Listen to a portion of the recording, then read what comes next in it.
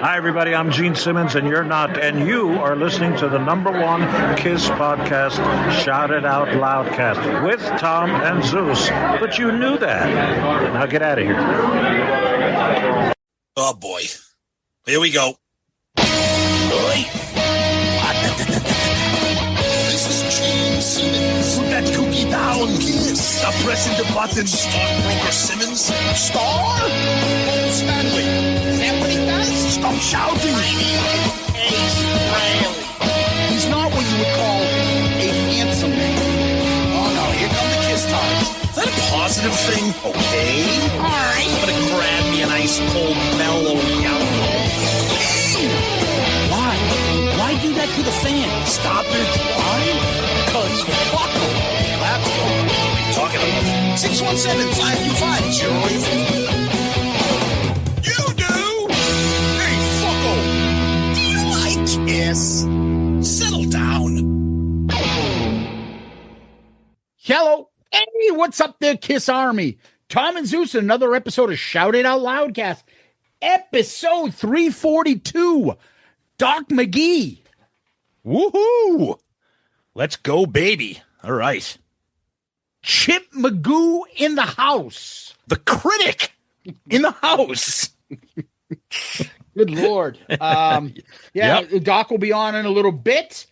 But last week, we, had to discuss the Kiss and the Kennedy Center honors, but we didn't discuss it, in a manner that that was shy. We went right at it. And I think it came out to be one of my favorite episodes we've ever done, because it was a fun time hearing both of our perspectives and done without calling each other names and getting all upset.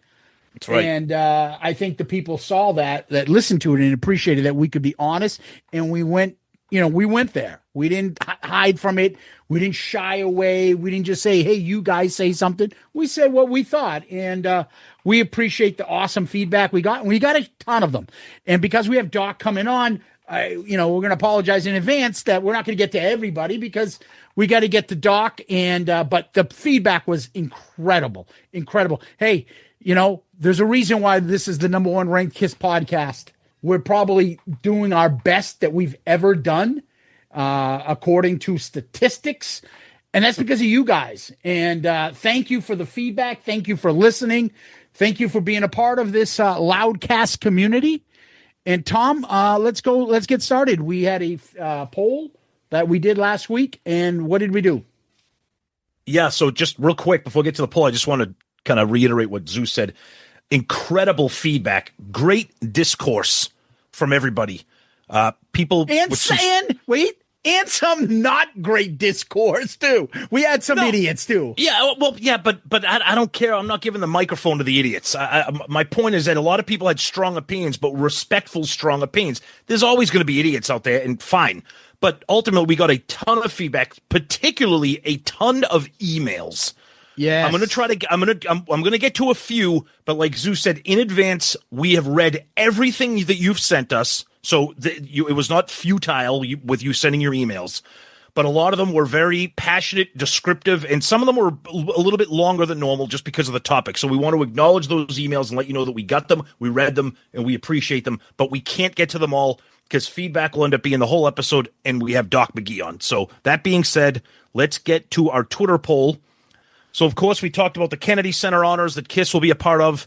And simple question was, what are your initial thoughts? And the options were, yay, another reunion, or hate the politics of it, well-deserved and happy, or great, more Kiss drama. Nice to see 58% of the people said well-deserved and happy. 25% said I hate the politics of it. 12% said great, more Kiss drama. And 5% said another reunion. Now, the funny thing about this poll is every answer is probably applicable for everybody. It just depends on what you feel strongly the most about. If you've ever taken a bar exam, that's what a bar exam questions are. Every single one of them can be right, but which one is more right? Which one's more right? Yeah, exactly. That's what they are. And you're always like, what the fuck? All these apply. All these are right. Exactly. Well, thankfully, this is not the bar exam. This is a Shout It Out Loudcast, so, but that's okay. So, couple comments here. Our buddy John Gross, well-deserved and happy. It is a big deal for the band. Okay, then right underneath that, Bruno McDonald, longtime fan and supporter. Strong opinions here. He says, I have never been more ashamed of my favorite band. And that's Bruno's right. Fine. We talked about that last week. Bruno, whatever you want. I wish that wasn't the case, but I know that you're going to put on your Animalize button-down tiger print shirt at the end of this episode, so you still love Kiss. Our buddy Bobby Kenner, great episode, boys, and I did enjoy the political discussion. I've never liked Trump, not since the 80s and certainly not now. I voted for Republicans and Democrats in my day, if that made sense. That makes perfect sense, Bobby. At the end of the day, was I glad to see Kiss get an honor like this? Hell yes. Wesley Shipp, honestly, I'm not wild about who made the announcement of Kiss getting in, but I'm happy that they're getting recognized. Fair point. Kurt King says the shit show that follows this will be epic. I believe that if they perform in makeup, there'll be a huge clamoring for a tour. The whole maybe we should be called piss comment by Paul is going to bite him in the ass. First of all, they're not performing, and if they did, they're never putting on the makeup again. That's not happening. Our buddy Steve, to see our band in the Kennedy Center Honors is something special. No matter who put them in, they're very hallowed company. Ignore the politics and be proud that Kiss is in there. I love that. Jay McCauley says it will be great to see the original four together, hopefully one more time, because this most likely will be the last time. Cody Brunette says, I'm happy that they're being honored, and I'm tired of reading stupid shit because Trump's involved. All right. I don't know what this Twitter handle is, H5AF, whatever. Anybody that votes for, quote, hates the politics of it is a complete moron. Be grateful you get to see the original band together one more time, and don't worry about who the president is. Okay, that's your opinion. It's a strong opinion. It doesn't make it the right opinion. But that, again, we love the passion. And a lot of people are very, very, very passionate about this topic in this episode for reasons here. Our buddy Daryl Albert did his Photoshop magic again and took a photo from CNN Crossfire and put our faces in it. There you go. We will finish up our Twitter feedback here with one from Party Man. I don't give a rat's ass who is president. This is a fantastic thing for the originals to be acknowledged like this. Very happy, especially because the four names were mentioned. Without them in 73 and reuniting in 96, Kiss would have never made it the way they did. Party Man, it's a great Twitter comment to end with. Appreciate that. Zeus, let's throw it back to you for the Book of Face. All right. On our Facebook page, not our group page, our page, the great Jason Warden. As always, great listen. As with Zeus, Trump isn't my favorite person, but this is bigger than my dislike of Trump, politics, and etc. It's all about celebrating my all-time favorite band. This, I will thank him for. Like the Rock and Roll Hall of Fame, it sucks it's limited to the original four. Life is too short. Both sides need to settle the F down. So, yes, agreed. I like it. I like it. Michael Zamboni, I too am sick of anti-Trump stuff to do with this. The President of the United States is honoring Kiss. That's what you should be applauding, not turn into a political anti-Trump thing. I think it's a great thing. Derek Alondo says, good episode. I enjoyed hearing discussion and reminded me I'm not the only one who's sick and tired of everything being politicized. An entire generation of people who exist nothing more to be human swill online. Oh, absolutely. Let's go to Loudcasters. Josh Brown. First, I'm so insulted by the 70 fucking fucks, etc. in the first 8 minutes. Settle the fuck down. I didn't realize we swore that much, but okay. Now that we got that out of the fucking way, I'm not a Trump fan. Can't stand the guy. However, I don't care who puts them in. I know how big of an honor this is. It's better than the Rock and Roll Hall of Fame. This surpasses that tenfold. This puts Kiss at the top of those bands. Only a few bands are there with them. This is a win for the band. The fans have supported them no matter how long you've been there. But I'm so tired of Gene and Paul getting these things and not standing up to say, Bruce, Eric, and Tommy should be involved too. Yes, Kiss were at their highest in the 7, the original 4. But for fuck's sakes, without the other two guys, Kiss would have been dead by 85. Bruce, more than anyone, deserves the respect as he still waves the damn flag for this band no matter what the era. Tommy and Eric deserve it for keeping the band in the spotlight for 20 years. Carr deserves it for being there and his life being taken away while he's still in the band. Give the credit to the members that fucking deserve it too. End of rant. That's awesome. I love that. I love that. Yeah. Michael Jude Grimes of Grimies in Nashville By the way, I just picked up that Metallica album live at Grimey's. Woo! Badass, yes. baby. Yeah, Badass. at our friend's store. Isn't that crazy? Exactly. Kennedy Center and Rock and Roll Hall of Fames are irrelevant. Fun show as always. Susan Boyle's name equals spit take. Kennedy Center is not irrelevant. Rock and Roll Hall of Fame might be a little. Jody Harriman. Why would a president not bestow such an honor on a band that forever influenced generation of fans and bands? Love them or hate them, Kiss is responsible for transcending everything from the way a rock song is written to the way live shows become a visual spectacle. Any band you see live has taken a piece out of the Kiss playbook that they developed in the 70s. They were way ahead of the time and pioneered the live rock and roll experience. Credit should be given where credit is due. I remember one very early interview, Gene was asked, you don't do things that typically show to the rock and roll lifestyle, like drugs and alcohol. Why? Gene didn't hesitate for a second, responded and said, I didn't want something that would embarrass my mother. Now, I don't have all the facts as to why 47 made the decision to induct Kiss in the Kennedy Center honors. Perhaps he got a committee of who were the fans of the greatest band in the history of the world. But God bless him for giving this band, which they richly deserve and don't get many, respect. All you got left is your pride, he puts in quote. In T&Z, thank you for keeping the spirit of this band alive. Your listeners appreciate it on levels you may or may never know. Well, I appreciate that. Thank you so much. Appreciate that. Daniel Corker put up like that AI comments of like episodes, and he highlighted, I guess the AI brought up, will Ace's Grammy win be mentioned? Oh, yeah. I have a Grammy on my shelf. No, you don't. Ace. No, you don't, Ace. Sorry. Daniel Haller Houston writes, I am probably the most left-wing person in this group, but no one wants to hear about that stuff I do or don't buy. Life is too short. Rock music is my escape. Sure, I hate Trump, but I'm happy for Kiss. They deserve the award. Will I watch? Probably not. I will wait for the clips the next day. Great job, boys.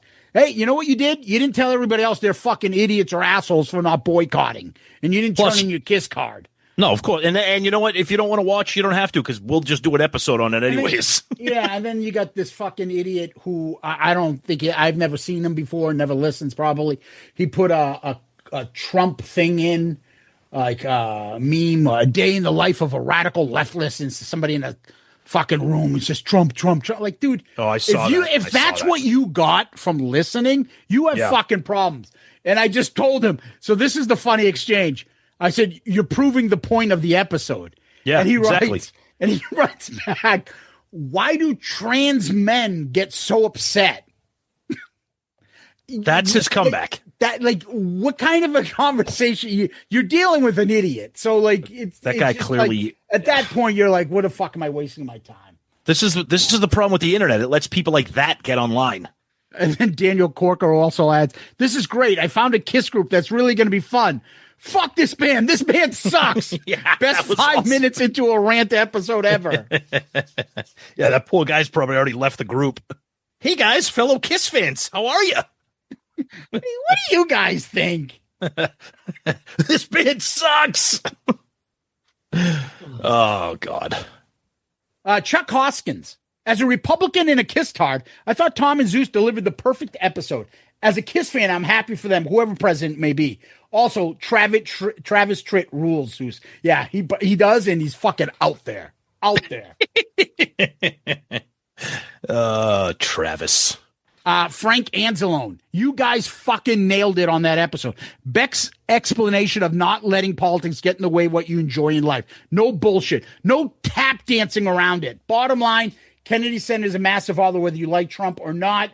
I still don't think people realize how big it is. Well done, gentlemen. I am, however, a little upset that Cool Ranch Doritos and find out that Dorito Company donates to Hamas. What kind of fucked up shit? And Tom took the wind out of my sails on that one.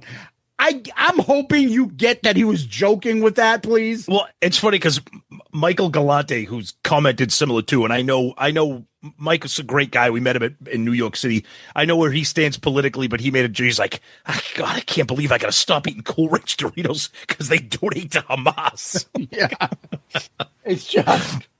Oh man. By the way, this episode brought to you by Cool Ranch Doritos. We accept it. Oh, man. man. We have so many great comments. I will just say some of the names. It's incredible. It's just a lot. You got Charles Eaton. You got John Clifford. You got Lana Cooper, of course. Well, I just got to add this one part. She does say, yeah, I'm with you, Zeus. Springsteen sucks.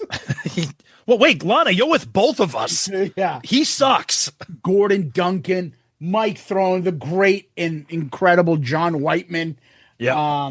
Bruce Foudy. But, again, there's just so much we have to move on. So let's go next to Blue Sky. I can't believe we're getting a ton of comments over there now, finally. I guess that's picked up a little over there. So anyway, on Blue Sky, we have Matt Murphy, not Michael. The big takeaway from this episode is how great it is that you guys have such different thoughts on politics, but have remained incredible friends for so long. Considering what has happened in the country right now, it's just BS, bread and circuses. I'm glad Ace and Peter got a free dinner. Jeez, thanks. Can you somebody valet my car too? I don't want it to get towed. And Rachel, throw him the keys. Rachel, I think this car's your name too anyways. What do I care?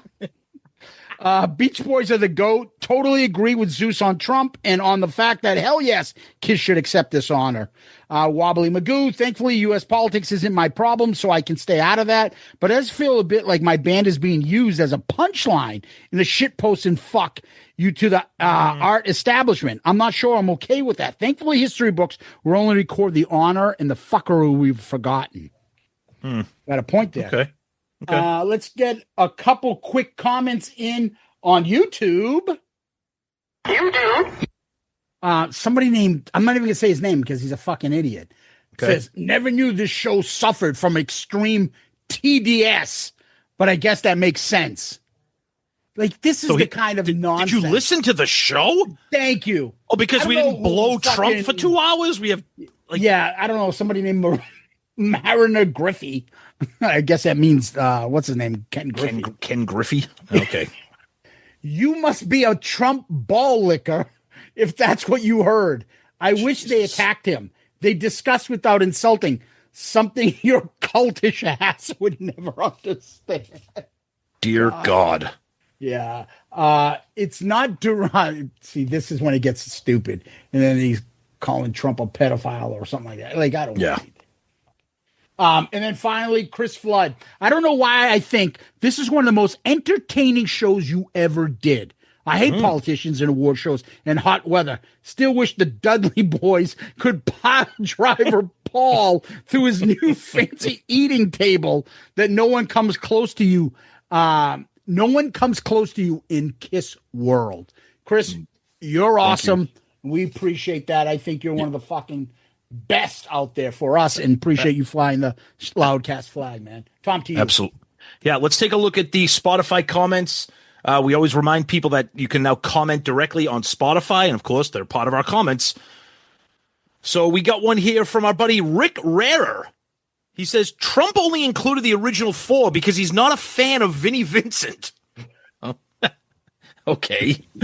I'm not a fan of the Vinny. He's crazy. Plays the guitar real too fast. Don't understand his dress clothes. And what's with the dogs? There's something about the dogs. Trust me, I know Ankh Warriors. I know the best. I've spent money with the best Ankh Warriors. He's not. It's something like that. What's with the clothes? People are saying. God. Julian, as a non-American, the Kennedy Center Honors is a bit of a mystery to me, but I've seen the footage of Hart playing Stairway to Heaven and how moved the Zeppelin members were. Yeah. Looking forward to seeing the reaction when James Taylor starts going. I can't even. This is fucking beautiful. Looking forward to seeing the reaction when James Taylor starts crooning "Hey diddle diddle" when the cat wants to fiddle. Congratulations, Kiss, and to you for an amazing episode.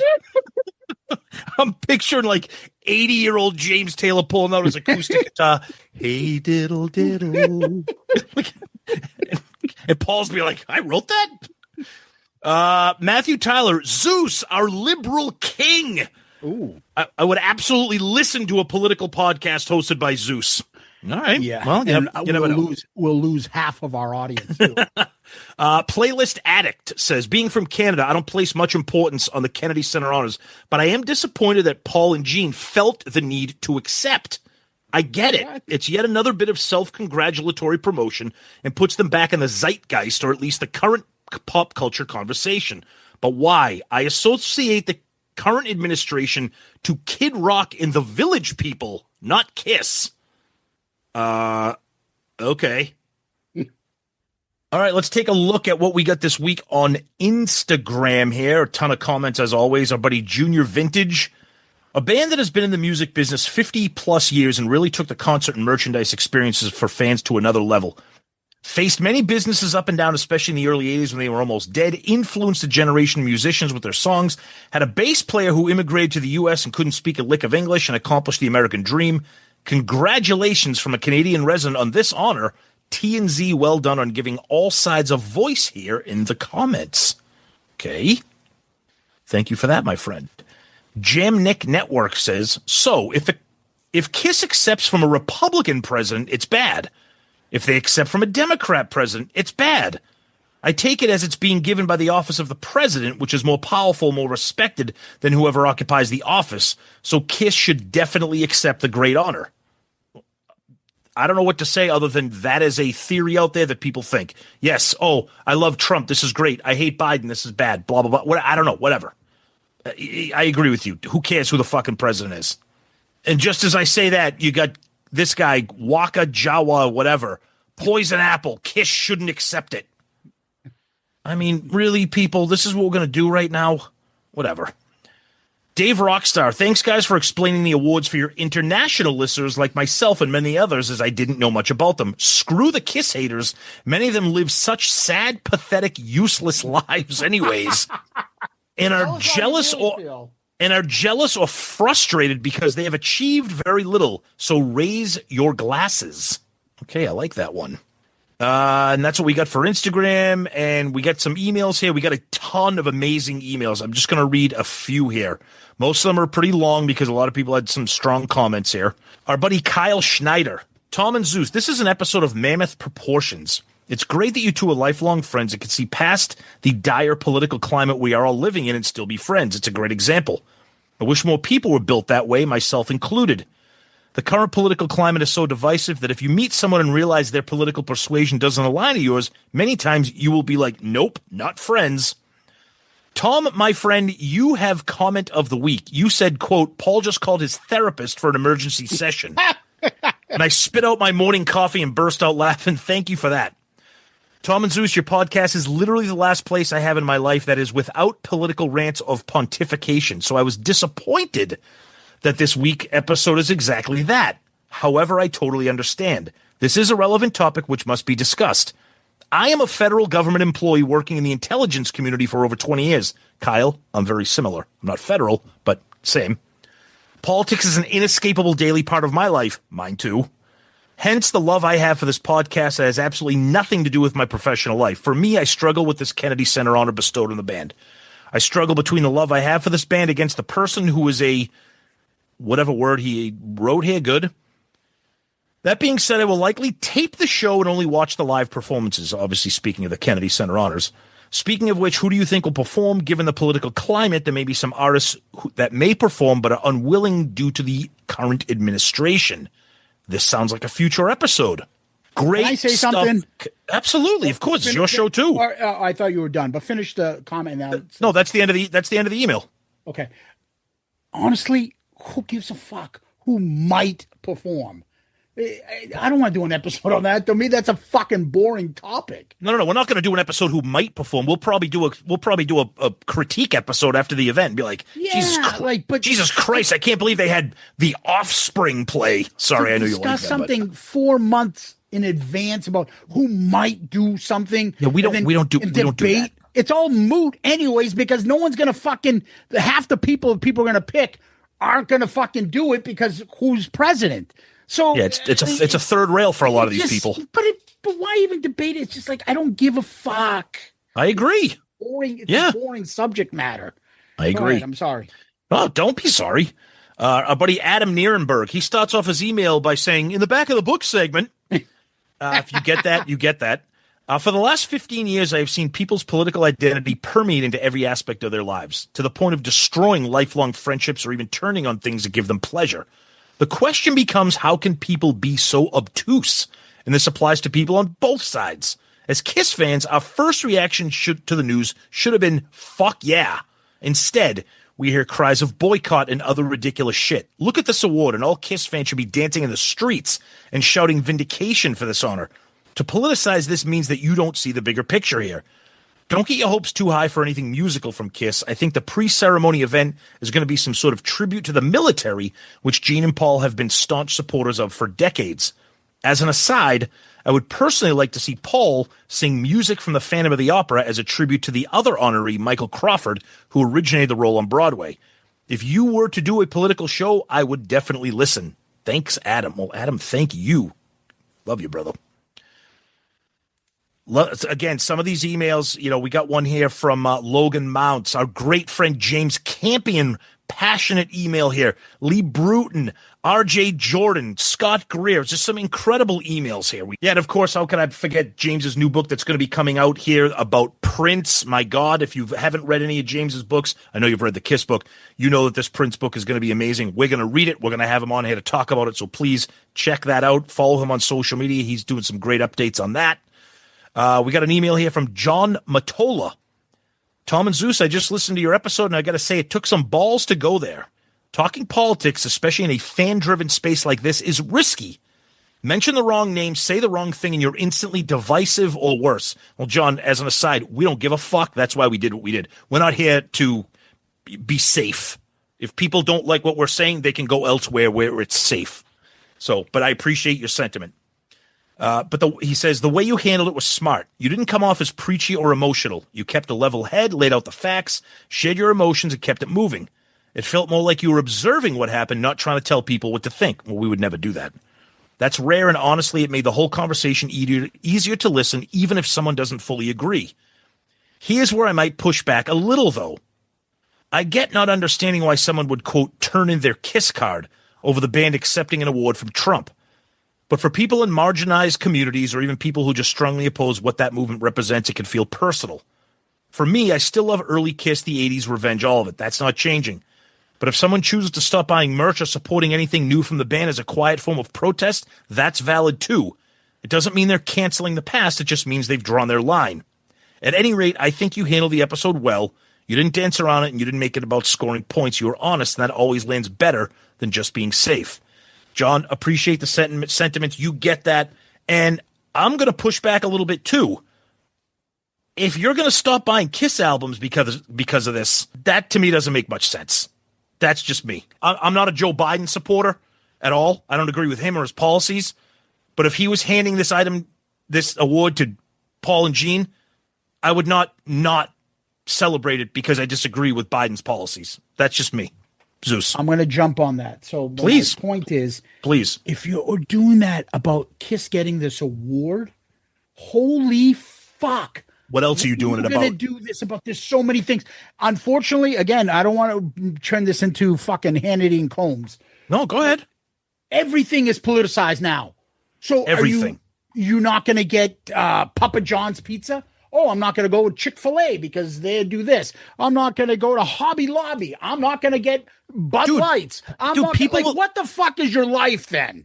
Dude, people were losing their minds over the Sydney Sweeney American Eagle ad because they found out she was a Republican.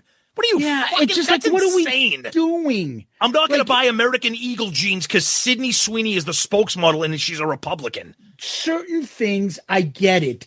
I get it too.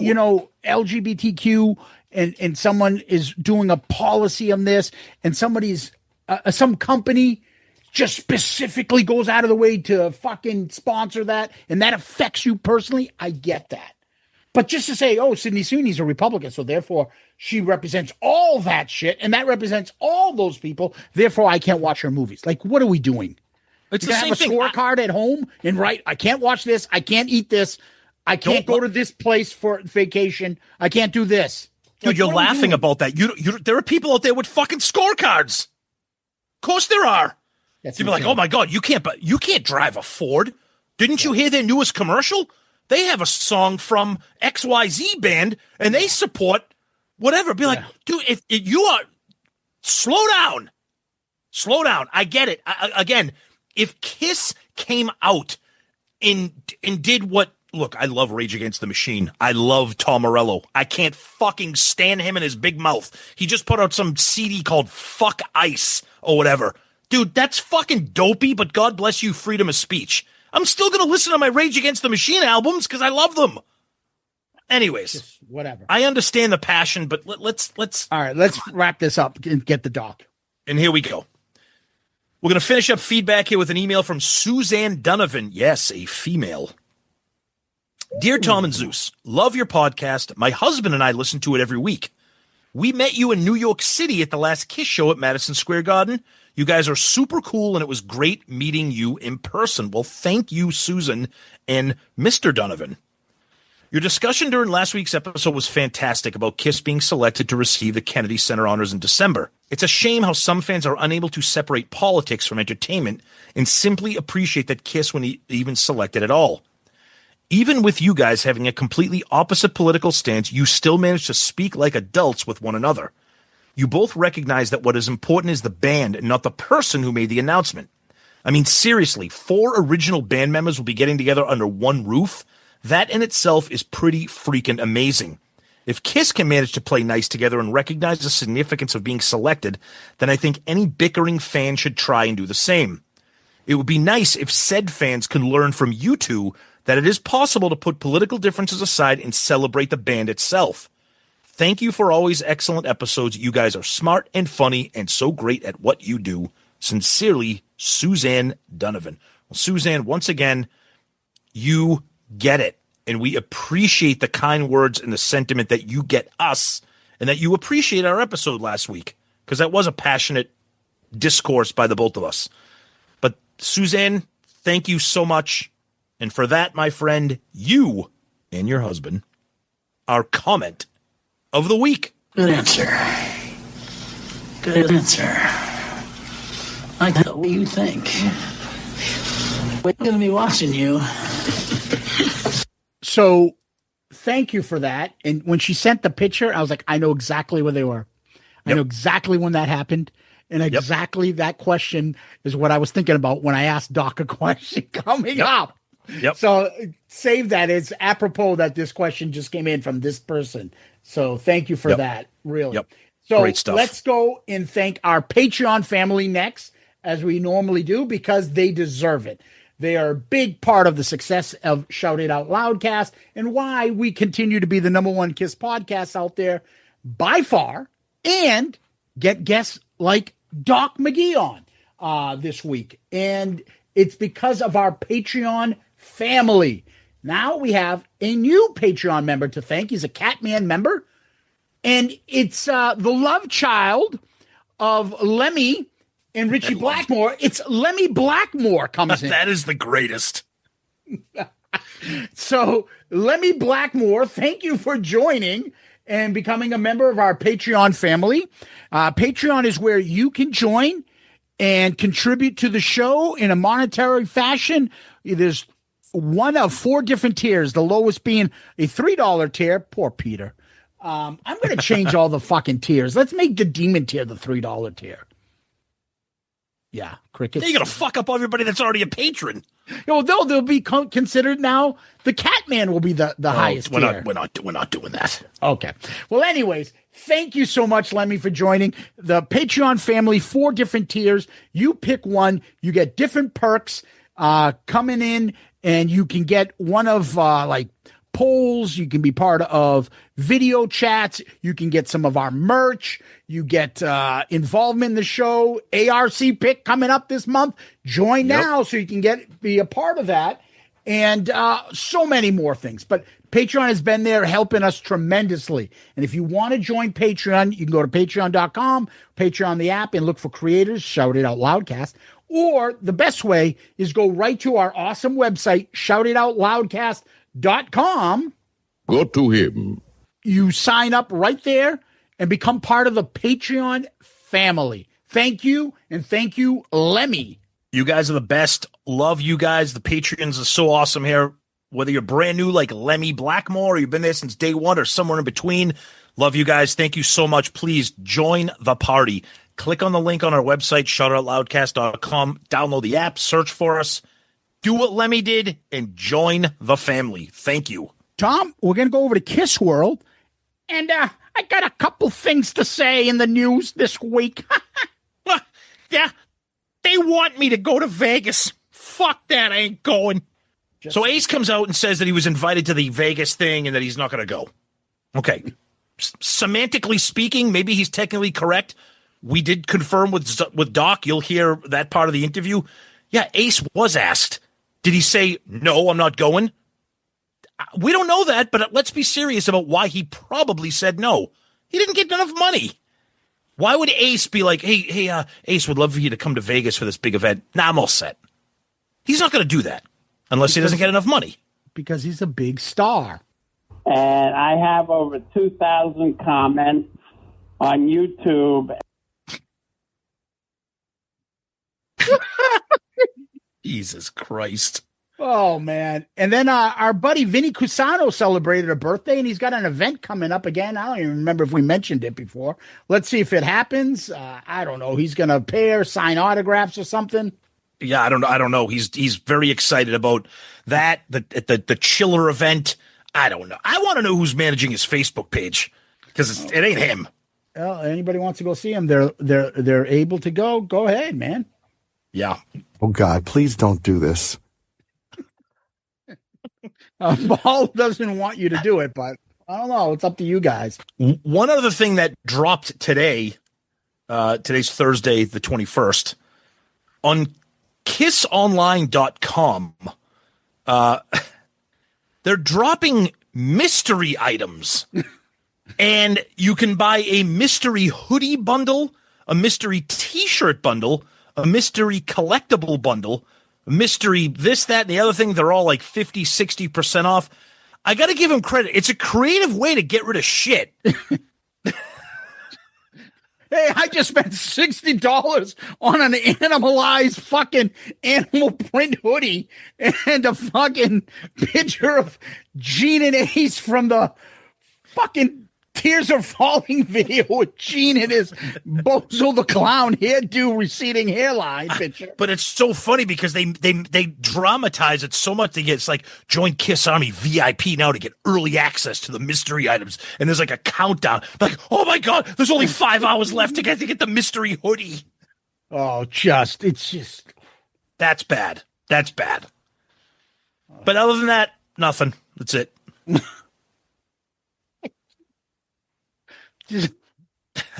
I'm gonna get this fucking 1996 fucking Kiss fucking back to school trapper keeper, whatever the fuck those are called. Guys, look, there's a ring that says Dynasty on it. I can wear it on my pinky. Chicks are gonna love it. There's a fucking Sonic Boom patch. It's fucking perfect location for my jean jacket. Speaking of items, have you seen that Leon the Sphinx Hot in the Shade candle? The thing's like $40. What are you gonna do with that? When you light the candle, it's gonna fucking melt and be nothing. God. Yeah, but don't you understand? Why do you have that? Why?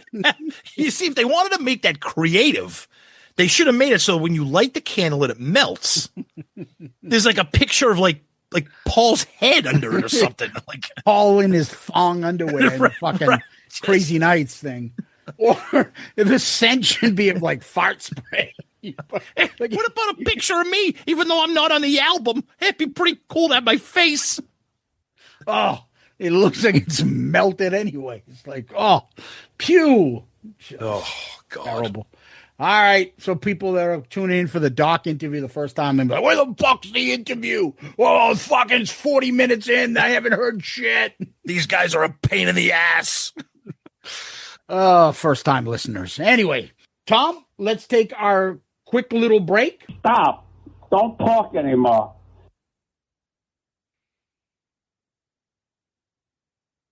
I'm still hearing his fucking echo. He's so angry. He's so angry. Oh. Well, Ace, we're back, and we're going to bring in the great Doc McGhee. Here he is. So this week we are thrilled and honored to have one of the greats in the world of rock star management. He's managed bands from Motley Crue and Bon Jovi, but you know why he's here. He's here to talk about his time with Kiss. The one and only, the great Doc McGhee joins us this week. Welcome to the show, Doc. Thank you so much. Well, thank you guys for having me on. Appreciate it. It's always great to talk to the Kiss Army. My bosses, by the way. Well, yeah. That's a great segue into the first question that we wanted to have a conversation with. So, Kiss is 2023 was the last show with the band all together and all the makeup and everything. You're the manager of Kiss right now. Correct. Who is Kiss right now, and what does the Pop House involvement have anything to do with your management in Kiss? But more interestingly, who is Kiss right now in 2025? Kiss is basically Gene and Paul. Okay. Eric and Tommy are there in some sense. And Ace and Peter are there in spirit and actually in moving forward with things that we're trying to put together for the future of Kiss. Since there isn't touring, it's not really like we need a band. Yeah. Because we won't. I'm not saying that we won't do one-off shows or something for charity or something. We might do stuff like that, but we're not touring. We're not going out to tour. Mm-hmm. So anyway, Pop House, interesting enough, let's put it this way. Here you have a house of Kiss. Mm-hmm. They bought the house. Okay? Okay. So that's pretty much how that works. So they own Kiss, the brand of Kiss. They own all the makeup. They own everything. They have service agreements with Gene and Paul and myself and stuff, and integral people in the band. And then and they'll be moving forward to take this to where we couldn't take it, where we weren't able to make that. We're too busy with other things in order to move where they're moving. So we're really excited about having them as partners. It's a dream come true, to be honest with you. Okay. Wow. So does that mean the other members of Kiss or former members, you got obviously Ace and Peter, then you have the Bruce Kulick, or let's say the estate of Eric Carr and Mark St. John, Vinnie Vincent. God, if you have to work with him, good luck. But so do they have to have a deal with Pop House as well, so that any branding, any, Kiss makeup issue, things like that, they have to have a deal with those individual members, Pop House at least? No, actually, the only thing that they have to do is if they want to include them, then they will have to make a deal with them to include them. Okay. Do you know of any deals that are done with any former members that are part of this going forward? They're talking to people. I don't know if anything's been finalized. I know it hasn't been finalized as of today, but they're talking, and everybody, listen, Kiss is now something that's been 50 years old, okay? And in 50 years, you have a lot of moving parts, a lot of different people, and every band you have, they may have 10, 12, 15 different members by that time, that play together, and people leave for different reasons. So as longevity goes, unfortunately, none of us are going to get out of this alive. So there's a future of Kiss goes way beyond what we're sitting here talking about. Right. Yep. Okay. And that was the idea of Pop House.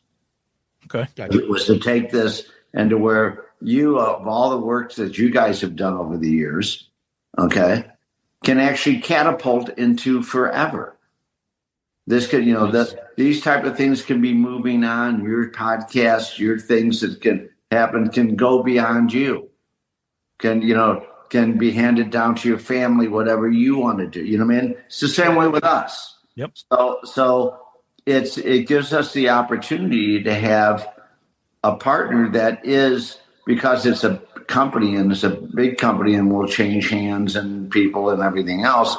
But the theme is Kiss, and they understand it, and they embrace it, and they're trying really hard to make those moves to the future. Well, speaking of the future, let's talk about a big event that everybody in the Kiss Army is excited about since the moment it was announced back in March. And that is the now rebranded Kiss Cruise Landlocked in Vegas, which started out as Kiss Army Storms Vegas. Right. And when that was announced in March, obviously people like myself and Zeus and our listeners and everybody was super excited because now Kiss is back. There's a Kiss-centric event. Yes, which has to go on, by the way. Exactly. The connection between Kiss and their fans should never be lost. 100%. And that's not like, some esoteric thing you want to bring up, but it really is. That's what we've done for the amount of time, the 30-some years I've been there. It's just, and believe me, it was an unbelievable education over those years on things that I never really experienced with other artists or even got into with other artists. Okay. And so to understand and to meet, spend so much time and talk to and be around so many of the Kiss Army for this 30 years just gives you a whole different vibe and a whole different way to approach Kiss. And so totally these things that like this Kiss Vegas, we couldn't get a boat. That was the first thing.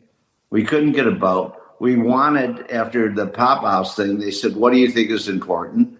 Gina, Paul, and I all said, we have to do another Kiss experience. We have to do another Kiss cruise because we can't leave these guys hanging. These are our bosses. These are the people that came and saw us. These are the people that put us where we're at. Okay. So just to be respectful and to keep this going, we had to start our own little Kiss com of saying, hey, we're gonna do this and hope that this event goes on for hundreds of years. Okay. Was there something that you or Paul or Gene or what prompted the branding change? The change, that big announcement to call it the Kiss Cruise, which is a brand that Kiss fans love, including us. We've been on 2 of them. Right. Yeah. What did you guys see that you said, you know what, let's change, let's make this something that it's not right now? Well, it just happens. Okay. So when you're changing a venue, okay, because we didn't have a boat to do it, because you have to do them like 2 years in advance in order to hold a boat. Does that mean you got one in 2 years already lined up? Well, we're looking at that now because I can't wait. I'll be honest. But then again, a lot of things happen because they just happen. Shit happens. Okay. Sure. So we couldn't get a boat. We said, well, what can we do like the boat? Okay. Mm-hmm. We had 50 years of the Kiss Army. We had 50 years of Kiss. 50 years of Kiss Army was this last year. So we said, let's go in now. The people from Topeka who are working with us along with Live Nation to do the Virgin Hotel in Las Vegas, and they've been phenomenal, okay, has said, let's take this and basically it's a cruise on land. Yeah, on land. But it also gives people, a lot of Kiss fans who say, I don't want to go on a cruise. Okay. I don't want to get on a boat. Yep. Okay. I don't want to have to fly to Miami to do this or do that. And we thought, why not Las Vegas? People can go and do other things. They can plan their vacation around it. You know what I mean? Mm-hmm. See how it holds up and see how everybody adapts to it. And if it's really something cool, maybe we'll do it again. Okay, or maybe we'll go back to boats. But we don't like to we don't like to just go do the same thing again. Right. You know what I mean? So, but we want to hear from everybody. So after this will be an interesting thing. What do they know the Kiss is over with as far as touring is concerned. Okay. Now there will be a tour coming, but it'll be at Avatar. So it won't be, but I'm telling you, when you see it, it's a better show than what we have. And we have one of the greatest shows on earth. That's what we're hoping for. We're hoping it's, even the best cake maker can make a shitty cake. Okay. That's true. That's true. But we're hoping that we've kind of bridged all the horror stories of who producing this and who producing that, and get it down to people that really are immersive and really understand how to make this look and feel and be the greatest show on earth. Okay. That's because without that, it doesn't matter. Okay. If it's a shit show, nobody's coming anyways. Fair. That's true. It's just like our shows. If we do a shit concert, a tour, if it's a terrible tour, people go, "This sucks. I'm not going." Okay. Right. They can be Kiss fans for 100 years, but they go, "That blows. I'm not going to go do that again." Or, and the Kiss fans are not bashful to tell us either. No, they're not. Well, I was just going to say that. No, they're not. No. We get instant feedback every day, which is fantastic. That's what it's about. Yeah. Hey, Doc, recently in the news, our good old buddy Ace said that you guys invited him to Vegas. Yes, of course. Did you invite him already? Yes, we invite both of them every time we almost do something that's. Is it a monetary thing? That we could use them, Now, when you say both of them, you're referring to Ace and Peter. Yeah, Ace and Peter. Okay. Is it a monetary thing that they're saying basically no, like you're not connecting on the numbers? I'm not going to get into whys. There's a big history of this. Everybody's read shit. Everybody said, I don't understand it myself. Okay. But listen, whatever it is, we hope it gets worked out at some point.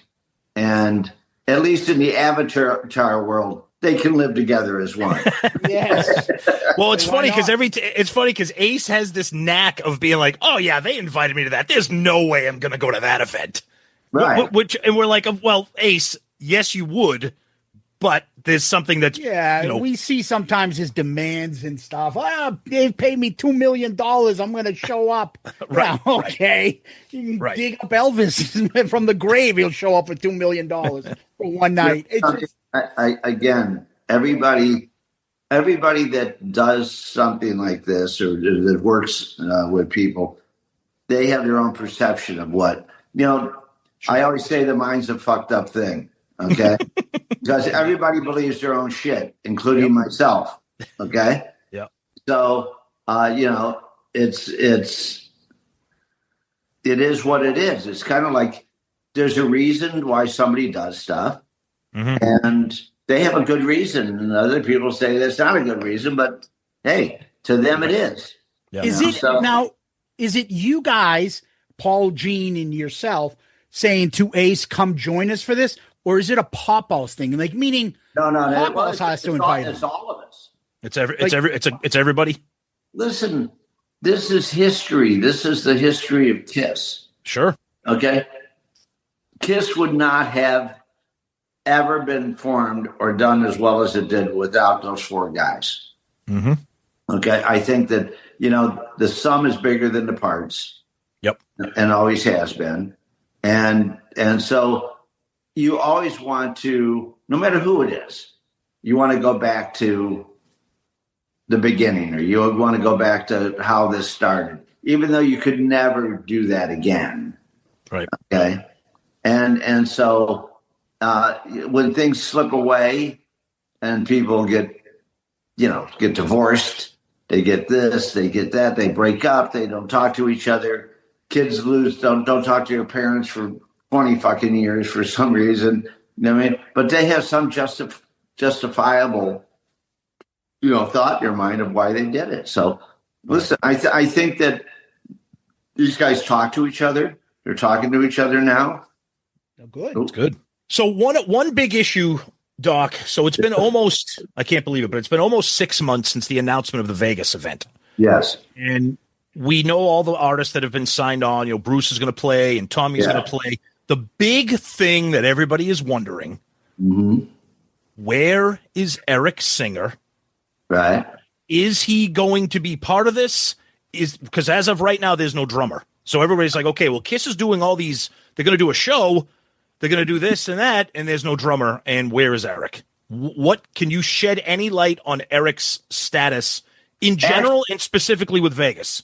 Actually, I'm not trying to put something off. Or not. No, go ahead. We know it's okay. I think that everybody's going to be surprised over all this stuff. So, okay. Listen, Eric is certainly part of the mix. Peter's part of the mix. Ace is part of the mix. Everybody's part of the mix. We'll see what happens. Okay. Fair enough. Everybody, listen, all we want to do is please you guys. It's not about us. Right. If it was about us, they'd probably stay home. Okay. Because they've been doing it for 50 years. And, right. And Gene has his movie deals and this and that, and Paul's painting and all that stuff, and Tommy's doing stuff. So, they've come to peace with the fact that they got to quit when they were on top. They got to walk out when people didn't say, "Oh, I wish they would have quit 10 years ago or 5 years ago." This is embarrassing. Even though I like the song, this is not good. Okay, and so I think that our shows, we did about 285 shows on the farewell on the end of the road tour, and sold out pretty much all of them, which was awesome. And we got to go to all the places that we wanted to go, because Kiss is not that band that you have to drive from a smaller city to go see. We play everybody's everywhere. Yep. We always have. I've always done that with all my artists, but especially with Kiss, they love it. We played Dawson Creek, milepost number 1 on the Alaskan Highway. Right. We get 17,000 people there. We've done, we played in Greenland. We played pretty much every place you could. We haven't played the North or South Pole. No, not yet. We haven't done those. And we actually talked about that, because that was one of the things why we didn't play the North or South Pole. and so,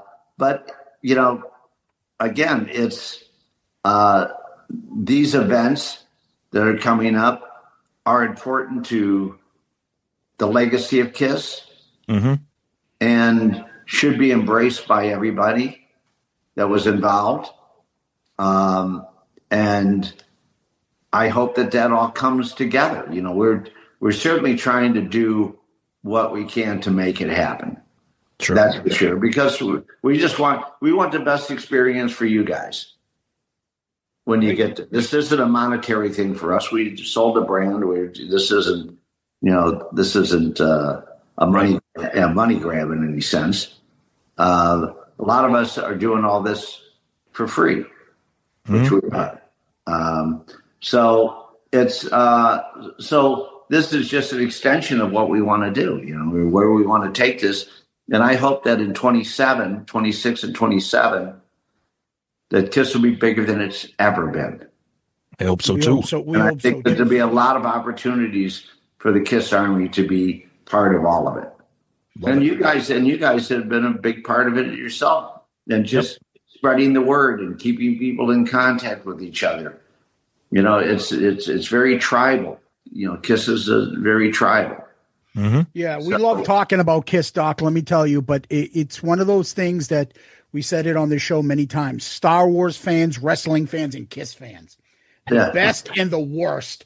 It just, there's so much, everyone gets into the minutia that they overanalyze everything to fucking death. It's painful sometimes. We love Kiss, but they give us sometimes stuff to bitch about. Of course. So I want to bring something up that I know for a fact, like our listeners and what they would say. If you had a chance to ask Doc this, ask him. I'm going to ask you. So we were at New York, Tom and I. We left, and I can tell you we were probably, I would say maybe about 75% of us were like this. We walked out of that show going, what the fuck was that? We felt as though the end of the show, it should have, obviously you've heard the people complain about, hey, you should have had former members recognize, you should have done this, that. Okay, you've heard that, I'm sure. Yes. But the avatars part, it was like we went to the show, it was a regular Kiss show, and then we felt like we were part of an advertising thing to plug the next thing for Kiss, instead of feeling like, let Kiss walk off, let them give an emotional goodbye, say something for the crew, you former members, something like that, say goodbye, then put out something, hey, next week we're going to advertise the avatars. Something all those things are correct. You know what I mean? It just left a bad taste with a lot of us. Yeah, I think that and at the time we were trying to get more of it's more of a surprise concept than it was, and to show because besides what you saw weren't really avatars. These were just showing that bigger than life is coming in the future of Kiss. Okay. Yeah. So that's where it kind of went to at the very end to kind of say, hey, Kiss isn't over. And then we have the documentary that we're doing. We have a 5-part series that should have been out already, but it's not. Okay. Yep. And that all comes from negotiations with. Do you have an ETA on that? I think it's going to be early. I don't think it's going to make it this year, but it'll make it early next year. Gotcha. 26. Okay. Yeah, 26. We've been working on a biopic for 7 years. And is that going to be your third? Is that going to be your third prime you've been in a biopic? Someone played you in a movie? Oh, actually, I won't be in that movie because it's the first 4 years of Kiss. Oh, okay. And Bill Coyne's going to be in it, who absolutely deserves it. Yes, of course. Legend. Just Legend. 1,000,000%. And I'm happy that he could be, he can be looked at as the guy who created this stuff, and he was an awesome guy. Yeah. I want to just back up just a second on the final show with the avatars, because I know Paul came on and did some interviews and some podcasts, whatever. I think even Paul, it appears that he acknowledges that maybe they misread the crowd on what they wanted on that final show, because I understand your point saying that we want to shock the people and let them get ready for the next chapter in history, which is wonderful. But I think because it was the final show, I think people really, really wanted, even just grab the microphone and say, thank you, Kiss Army. We had the piece up there that they wrote. Yep. The guys wrote and all that kind of stuff. Again, did we miss the mark? Yes, there are a lot of people we missed the mark and a lot of people we didn't. Okay. Yep. We kind of felt it was a little disjointed. We didn't like the way it was abruptly done. As far as having celebrities come on and all that, I went through this for years. Okay. I mean, 90% of the time, the celebrities don't want to come up because they look so small compared to these big monsters with blood hanging all over them and doing that. And you've been around for these 50 years. Okay. Yep. We're not a jam band. These guys don't fucking jam. Right. Okay? Right. I think in all the time that I've been with them, the only person I've seen get up there was I think Joe Perry. Yes, I think you're right. Yep. That's the only person that got up on stage and played with Kiss over a couple thousand shows, 3,000 shows or something. So trying to incorporate players into Kiss has never been a great thing. You know what I mean? Because that's fair. If they come out in makeup, nobody knows who they are. Right. What about now, having seen what they did with like Ozzy? Could Kiss do a concert like that in the future? What they just did with Ozzy and Black Sabbath? Maybe a one-off event where all these bands, because we know the millions of musicians over the years that have been influenced by Kiss, but a lot of rock stars have. Could they do something like that in the future, like similar like that? I think, I don't think that they will, but it could happen. I think a lot of it is, one of the things we've been, fortunately, we've been, picked for the Kennedy Honors. Yes. Yep, we were gonna get to that. Good. Which is a great event. Yep. Which is basically this. It's basically people honoring Kiss. Mm-hmm. And I like, and I've always liked that concept of it versus just having people come up and play with you. You know what I mean? Yeah. So, it kind of gives them more of a celebration of life. Sure. That you get that you get to do before you're not there and everybody's telling you how great you are. Right. So with the Kennedy, which Ozzy got to do about 3 weeks before he passed. Right. He got his celebration of life, in his hometown with his family, with everybody that was there, and he could see and hear and touch and feel everybody how much love they had for Ozzy.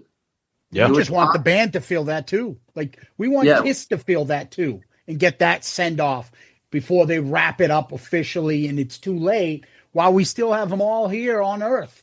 Well, that's I think that part of the Kennedy Honors and stuff like that, which the four guys have been inducted, and so they've been chosen, all four of them. And so I think this may be a little bit of a start of it. I don't know. You know what I mean? Cool. So that's what I was going to ask. So the Kennedy Center Honors is, regardless of the politics, which obviously is hot with certain people, but put that aside and just look at the actual honor itself. So that ceremony is a few weeks after Vegas, if I'm correct. Correct. I know. I want to ask this, and I don't expect an answer, but just for the sake of our listeners, I have to ask. Sure. Is there any chance that with the original four getting together for that Kennedy Center Honors, that maybe they all get together in Vegas? You said it. I didn't. Okay. We'll take that for what it is. I'll take that for what it is. There you go. Fair enough. Can I ask you a different question? Yeah. We both know. I've always said this phrase on this show since day one, that Paul Stanley is the band and Gene Simmons is the brand. Paul takes care of the music and all that stuff around it, but Gene does all the marketing, business stuff over the years between the two of them. I don't know how accurate that is, but that's how I've always seen it. Now, they each have their roles. I think Kiss, with you take out Paul and Gene, they would never be successful if you take out one of the two of them. They need both of them. Now, you can take out Ace and Peter and put a couple other people in. They survived the 80s, and they survived the last 20 years with Tommy and Eric because Paul and Gene are there. I don't know how, if you can answer this. Do you see as one member more important than the other? Or is there the most important member of Kiss, who that would be? Actually, I don't think that. I think the sum is bigger than the parts. Mm-hmm. Mm-hmm. Okay. And I believe that when you have people that leave bands for a specific reason, or the band breaks up or whatever it is, and they're not, whether it's the Eagles and hell freezes over and all this kind of stuff, you have to go on and you have to move forward and so then when you have people who, maybe a few of the members stay on and make the bands stay current and fail and go up and down but their life is still Kiss, okay? And they build that brand back, okay, and get the right people to do it, all those things that you have to do from 1981 to today, okay? Mm-hmm. You have to go, 45 years later, something like that. You go, yeah, they were important to Kiss because they kept that glue of Kiss together. Getting Bruce and getting an Eric and getting a Tommy and getting a Vinnie Vincent and getting Eric Carr, okay, and trying everything they can, everything they knew how to do it at each one of the times, but they were there for 50 years, okay, so they were the glue that kept Kiss, the name Kiss, together. So you think that, well, hey, are they more important than anybody else? Probably because they kept it together. Right. Okay? At the time. Okay. Yeah. At the time. There could have been any of them. All four of them could have kept it together. I mean, to me, I'm shocked, but that's what U2 does. That, I loved one thing they did was they did their little documentary or whatever, and they're all talking about themselves. They give them their idea of U2, and each one of them were the most important person in U2. Of course, yeah, of course. So, but that was awesome. Yeah, no, I agree. Why not? Because they are. You Yeah. see what I'm saying? Yeah. So, do you see a difference in Paul and Gene as like, hey, without Paul, no way this band ever gets anywhere, or without Gene, do you feel like one of them is more important than the other in Kiss? I don't think one's more important than the other. They have totally different roles. They have totally different people. My favorite story is when Paul said, or Gene said to Paul, I'm leaving Kiss. I'm going to go out and do my own thing. And Gene went, well, what are you talking about? I'll go with you. Because, it was like, you're not going to leave me here. Right. But after Wicked Lester and all the rest of the stuff, they're just going to go on. And so they're somewhat of the odd couple. Yeah, and that's what definitely. I think that's what actually keeps them together. Yes. Because they're different people. They do different roles. They see things differently. You know what I mean? Yeah. And there's a huge competition between the two. Okay, which is healthy. You don't have, I don't think there's anything that we discuss that both of them agree. Yeah. And when we had the four guys together in the reunion, you could ask them a yes or no question, and there'd be four different answers. Right. So it's just, so you can't say what. I don't think that I know that without them, without them, it would be totally a one-sided gone the wrong way. Right. It's a balance between Gene and Paul, and I get to be the referee. Lucky you. And toss the coin and stuff like that. And both of them have great ideas. A lot of times it just doesn't match each other. Okay. Sure. Yeah. And same with the other two. Same with Ace and Peter. Same with Tommy and Eric. But the one common goal is it has to be the best fucking show in the world. There you go. That's where all of them come in awesome.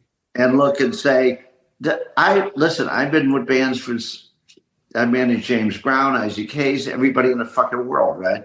Yep. And I've never seen bands at the end of the night sit at dinner together, okay, in the dressing room and go over the show almost every fucking night. Really? Yes. Tommy gets the tape. He watches it. This goes on till 2 or 3 in the morning. Like a football game. Like a fucking football game. I'm telling you. This is interesting. Keep going on this. Yeah. This is interesting. And I'll be getting I don't drink and I don't do anything, and Jane doesn't, and yep. Paul doesn't, and Tommy might have one drink or something. Eric doesn't drink at all. And 2, 3 in the morning, we should try this. What happened to this? How are the lights in this? No, I watched this. This goes till 2 or 3 o'clock in the morning every night. Wow. As I'm sitting here. Yeah.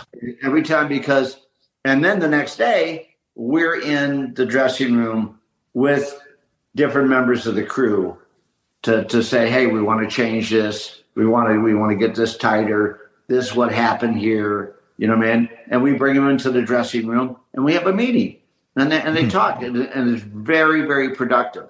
It's not bitching and moaning. Yeah. Not too much. But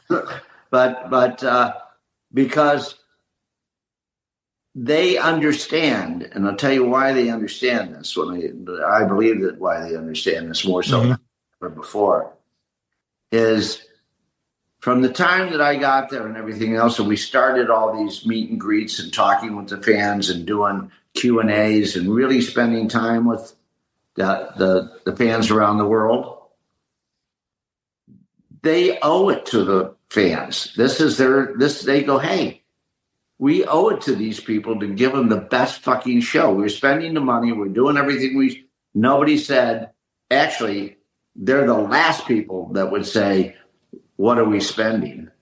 Right. That's the last. You may come back through the lawyers and stuff and say, well, this costs way too much, and how come this costs this and all this kind of stuff. But Gene will call up and go, we need this, we need this, we need to get a bigger this, we need to get a bigger that. Paul calls up, we need to do this, we need to tighten this up, this part sucks. And we go through this on a daily basis. This isn't like one day. Right. This is every day. And I think that's why Kiss has been able to go from where they were in 1995 after grunge and everything else to come up to be one of the most iconic bands of all times. Yeah. Yeah. So one thing I want to ask, kind of, because we'd be remiss and our listeners would be pissed if we didn't at least kind of talk about it a little bit. And you kind of opened the door a little bit with that conversation about how each night they go back, they watch the video, they talk about what works, what doesn't work. Yeah. Is there ever a conversation by anybody in the band about, you know what, that song doesn't work. Let's remove this. Let's throw in this song instead of that song. Let's change this up instead of that. Hey, you know what? The crowd reaction to this song, I'm not feeling it. Let's play this one instead. Every night. Every night they have that conversation. Every night we talk about whether, now not that we're changing a lot of songs around, okay, but like if this was a funny one. We're playing Hellfest for the first time. Yeah. Right? And Hellfest is a pretty tough audience. It's a very metal. Yes, it is. Metal. And Kiss isn't really metal. Right. Okay. So, and it's not speed metal or any of that stuff. Okay. And it certainly isn't Kill Your Mother metal. You know that? Right. So they said, well, how do we play I Was Made for Loving You? They'll fucking kill us. This was a conversation that we're sitting here. Right. Gene said it. We can't. Well, he doesn't even like that song. Well, no, he doesn't. But right. He but I go, and Paul said, I think it's going to work phenomenal because, and I'm sitting there going, okay, well, let's see. And now all of a sudden we play Hellfest. and here's the Mohawks and the guys with the fucking nose piercings and the fucking cheek bolt in their cheek and shit like that with their denim jackets on. And they're fucking singing "I Was Made for Loving You." Like, that's awesome. Like you go, what? Where's I'm sitting there and Balls comes over to the side of the stage. She goes, check Told that. you. Yeah. So, no, we have those discussions of whether or not, and we change songs around. We don't like to change a lot of songs around because we don't play a lot. We don't play very few off tracks. Deep cuts, off tracks, yeah. Yeah, the deep cut stuff. Because we do it on when we get to do like the cruises. The cruise, yeah, of course. We get to do the stuff. I mean, half the stuff they play, I never heard. Okay? And some of it I go, now I know why I haven't. Yeah. Oh, jeez. Great. Yep. Other than that, it's been they get to do it, and the fans love it. When they come because they just don't. But when you're out there playing for the masses, you want to play. Sure. You want to play songs that connect to them. The classics. You don't need to have them going to buy a shirt or get a beer. Okay. Yeah. You notice most 99% of the shows that I've done with them, Beth is the only ballad we play. Mm-hmm. Yep. You know what I mean? We don't do that whole thing where you go down and you do. We've done it before, and we just said, This is an upbeat rock show. This is for the people out there. Yep. This is for them. This isn't for us. Right. We get what we get out of it is we get the accolades from them because they sat there and they spent their money. They bought their shirts. They're so critical, and they're online giving us feedback every day. Oh, yes. Gene will send me 3 or 4 scathing reviews. If we get them, and I go, okay, well, if you believe the good ones, you got to believe the bad ones, right? Mm-hmm.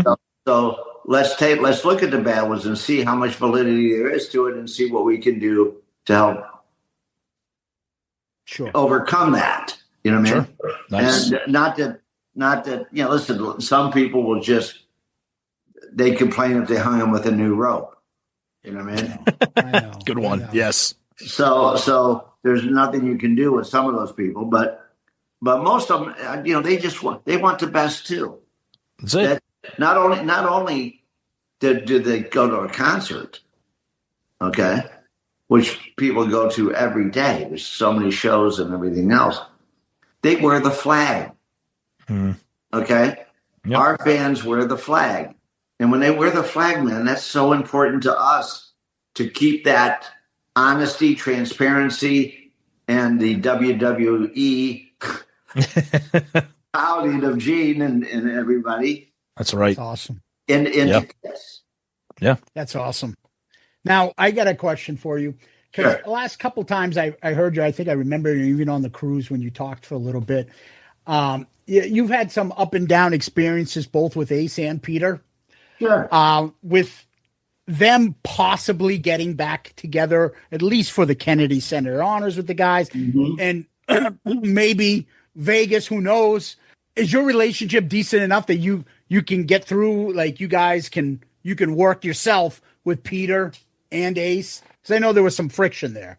There's always friction because I'm the guy who runs the show. Yep. So if I run the show to Ace and Peter, I'm Gene and Paul's guy. Okay. And really, the way I came into the picture was I ran the Kiss show. I ran Kiss. Yeah. Okay. I ran all 4 of the members. Okay. As when I started this thing, I said, hey, I can't do things because you want me to. I have to do it for the brand. Right. Gotcha. I have to do it for Kiss. It may piss you off sometimes, may piss you off sometimes, may piss you off sometimes, Okay. But I'm doing it for the brand. I'm protecting the brand from you guys. Okay. Yep. From destroying the brand over personal issues. Okay. So if I don't do a great job, then I can leave. Okay. But if I keep it together and I do it, let's go for this ride. And that's what they did. They said, hey, you're right. Okay. So as far as, listen, I think, do I have a great relationship with Ace and Peter? I wouldn't say it was great. I would like to have it great. I like Ace and I like Peter. Okay. And I've said this 100 times during the reunion tour. Peter was the MVP. Really? He worked really hard. I love hearing that, by the way. I love hearing that. I just want to let you know that. Because I like those guys are the underdogs. Like, I'm glad that they saw the opportunity and seized it and said, hey, we're back together and did it. I'm sad to see that they got back to their old behavior afterwards. But the fact that Peter stepped up. Listen, history repeats itself all the time. It's just human nature. Okay. And you hope it doesn't, but it does. But everybody on that reunion tour that we put together with all the restraints and all the emotions and all the things that went on after 17 years of not ever having makeup together or any of that stuff, it was like these guys were prepared. Tommy was the road manager. I made him road manager. Yep. And he was our music. He was actually our musical director, because he knew how Kiss should sound, how it should play. He was in a Kiss tribute band. And even though you wrote the songs and you performed them for 20 years, you may not be playing them exactly right. And my concept was, you can't do that. You have to, when you're going to do Kiss, you play the solos the way they're supposed to be played. You play, you don't get off. And somebody says, well, Ace played this, so I'm going to play this. You go, no, you're going to, well, I don't like what Ace did. Well, then find your own fucking band. Okay. But if you're going to be a Kiss, you're going to play this shit the way you have to play it. Yeah. Yeah.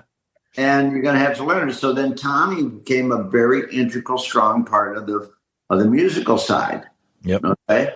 And worked with Peter and worked with Gene and worked with Paul and got it to where Tommy and Eric now, with a very strong rhythm section, okay, could let Gene and Paul be what they were. Paul's he's the ringmaster.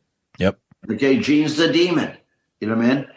And Tommy and Eric could hold it together musically. Absolutely. Really well. And so that gave everybody the freedom to play more than 17 songs, more than 20, you know what I mean? Definitely, yes. And to be able to have fun and also have people enjoy it.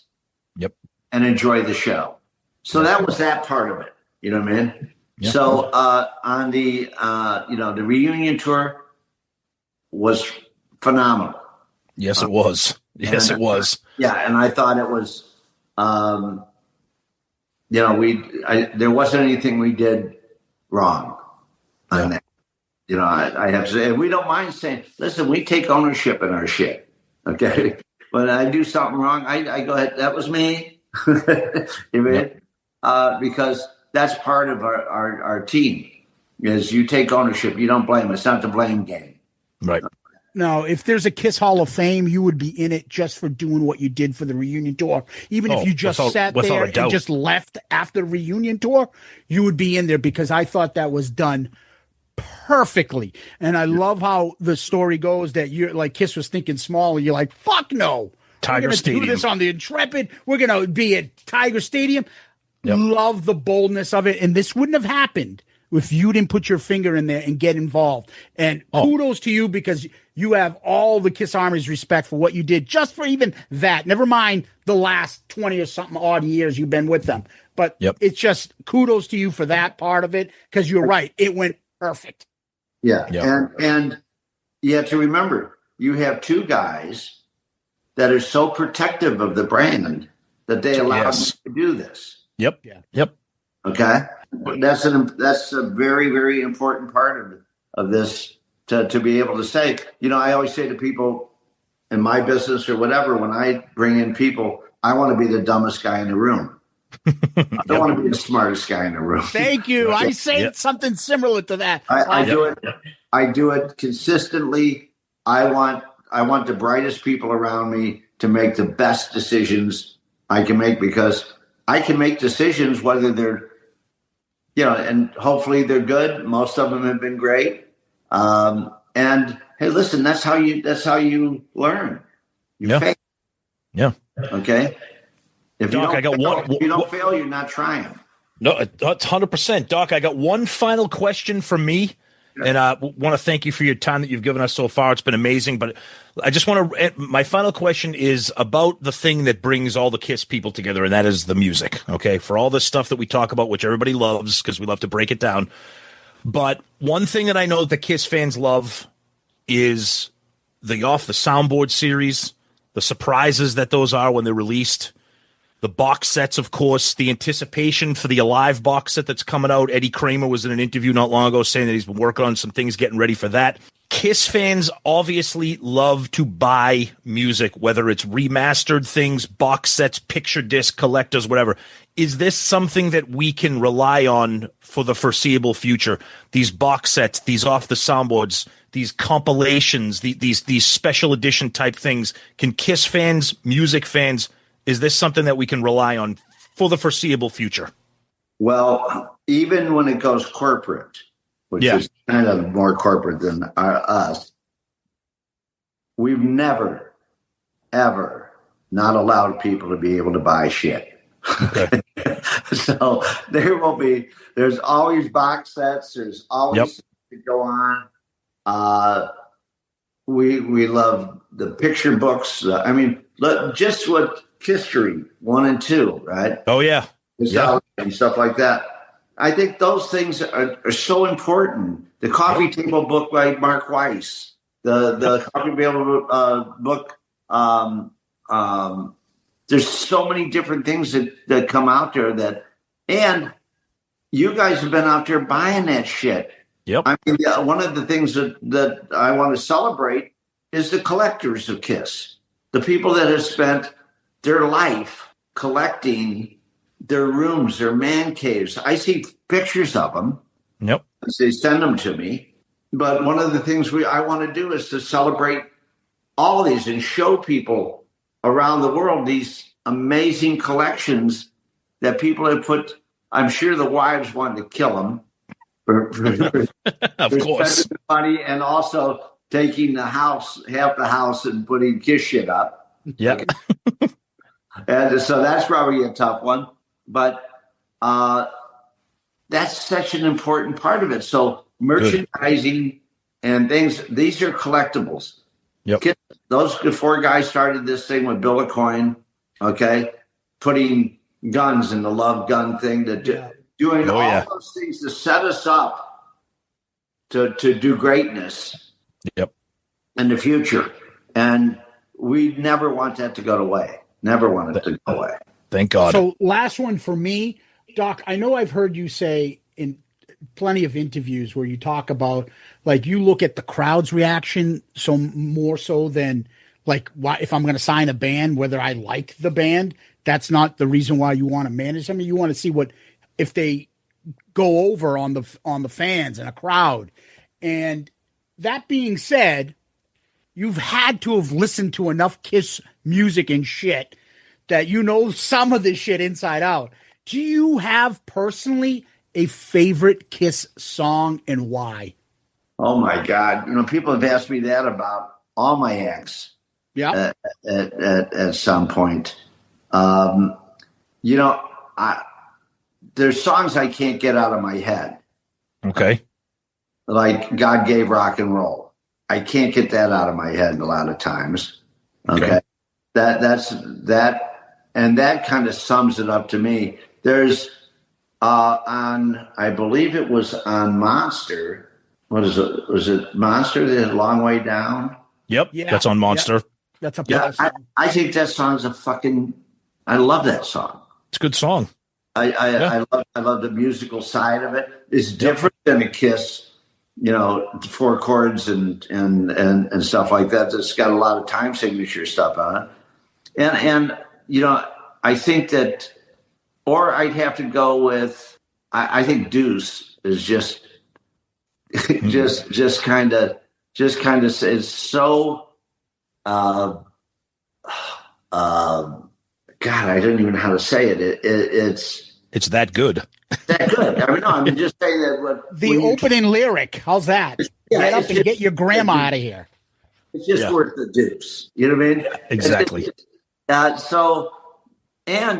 didn't really realize it, until after I managed them for a long time, how different Kiss is to everybody else. Music.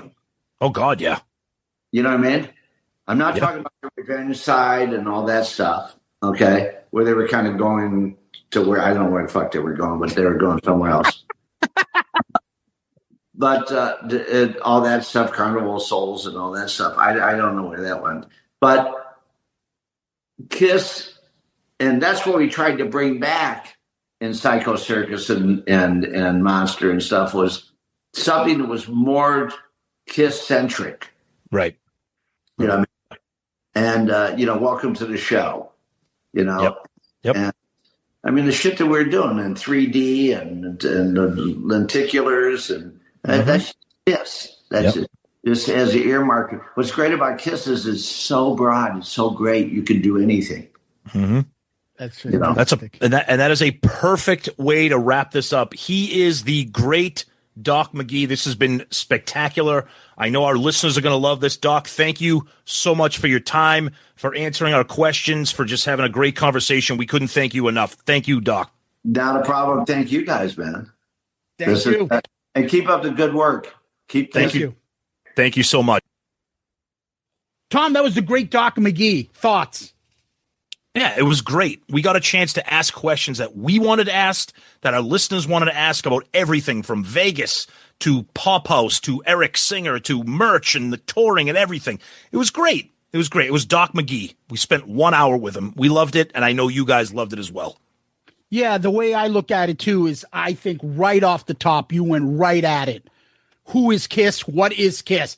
I mean, that's the biggest thing for me. I wanted to know, like, who's you representing? What is Kiss? And he basically answered that. He answered it. Gene. Yep. Really? Yep. And then he started mentioning, and Eric and Peter and Ace. Look, we weren't going to get questions and answers like this. I threw pennies into the street in Chinatown because I knew he would run out and retrieve them. I used to just stand on the curb and fling them, and he would run into the gutter to get the coins. I always got to overanalyze every time I play this clip. Why does he say into the gutters? Like, he's explicit. Like, Gene lowered himself into the gutters. Like he's making it like he's a rat in the street. Like, it's not like he just God, it's brutal. So insulting. It's brutal. It's brutal. What I wanted to say by that is just like, we didn't expect him to say this. We tried to ask him the questions like, hey, if I heard him being interviewed with somebody else and I get all critical, like, why didn't you ask this? These are the stuff. Everything we asked him was stuff that I wanted to ask him. Of course. I wanted to make sure, like, a point. Like, he's a talker. Doc's a talker. It was, I was having flashbacks of Matt Pinfield and fucking Tracy Gunn and a few others that if you don't stop and try to jump in, the interview's over and you've asked two questions. We try to get in there as much as possible, being respectful. So we went there and asked him the questions that we wanted to ask him. Not going to ask him, hey, why doesn't Paul change the set list? He's not going to say, yeah, you're right, because he can't fucking sing. Come on. But that came up because it was a creative way to insert that in there when they were talking about watching the videos after. And I say, hey, do they have we wanted to ask the questions that are relevant to Kissworld and Kiss fans, not, hey, Doc, Bon Jovi sucks. Would you agree? Yeah, right. Like, I mean, nothing stupid, legitimate Kiss questions. But some of the stuff you got answers from Yeah. without him saying it. That's right. Dude, have you ever heard him talk about Ace and Peter without using words like pain in the fucking ass No. and they fucking suck? Oh, I wanted to kill Peter. Do you see how diplomatic he was with them? He's working with them. He's bringing them in. He's going to have to deal with them. He was fucking using nice and safe words describing it. When Tom asked about Kiss, he brings up Ace and Peter. And when Tom asked about Vegas, he kind of said it without saying it. So thank God we stayed with this, because I'm going to guess that they're going to be there in some way or form. Yeah, I like how he said, when I said, talking about the Kennedy Center things, could we see them? And he goes, you said it, not me. And he had a big shit-eating grin on his face when he said it. Yes. So I will say he and his staff were excellent in setting this up. So polite, so professional. He's just a class act on this. He was great all the way. Can't thank him enough. We hope you guys enjoyed the interview. Tell us what you think, as always. And we appreciate it, because it's you guys and your support that makes us the number one podcast. And that's why he comes on here. And others come on here that you don't normally see on other people's podcasts. Is because we have the audience because of you, the listener. So thank you guys out there. And we hope we did you guys proud with the interview we just did, and appreciate that. So that being said, Tom, you know what we do? We go to this next. Hey, what is this? 20 fucking questions? All right. So our question of the week comes here from Aaron. This is a good question. Kind of a simple answer, but I like the thought of it. If Metallica recorded Unholy and put it on the Black Album, do you think it would have been as big as Enter Sandman? And he says, I do.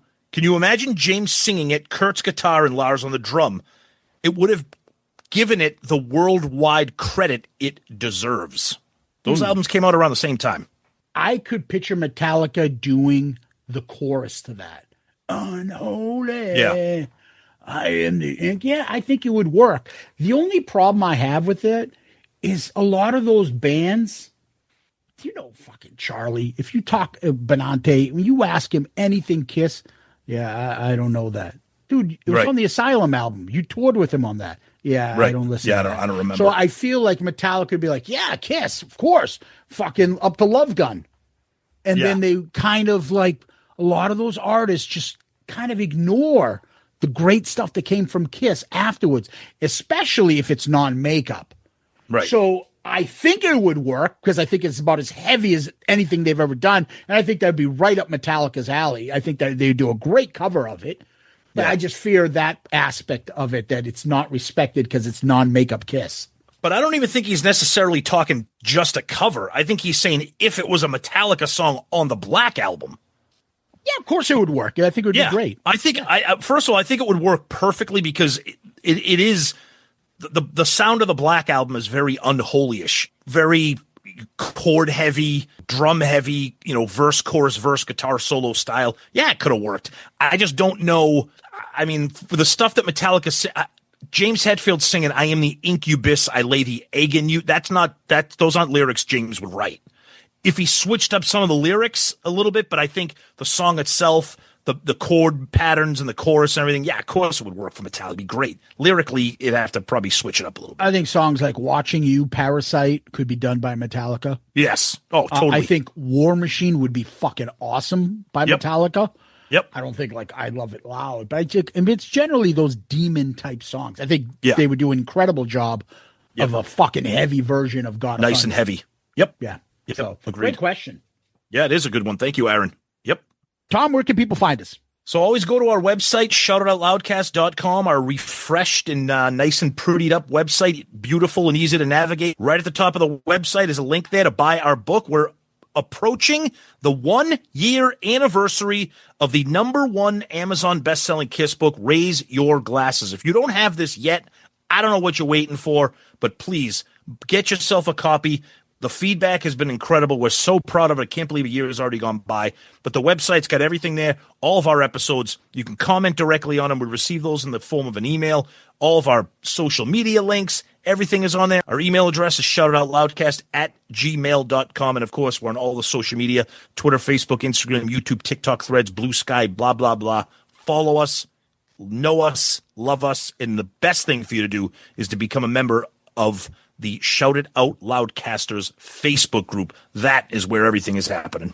You can DM us on Twitter, Facebook, Instagram, Blue Sky, Threads, TikTok, motherfucker. Check out our Spotify playlist where you go to our profile and you'll see the playlist that we've created there. Subscribe to our YouTube channel, which has grown tremendously. Thanks to, once again, shout out to our buddy Daryl Alber, who has just done an incredible job with our shorts and stuff. And I'm sure you'll see some of these doc clips up soon enough.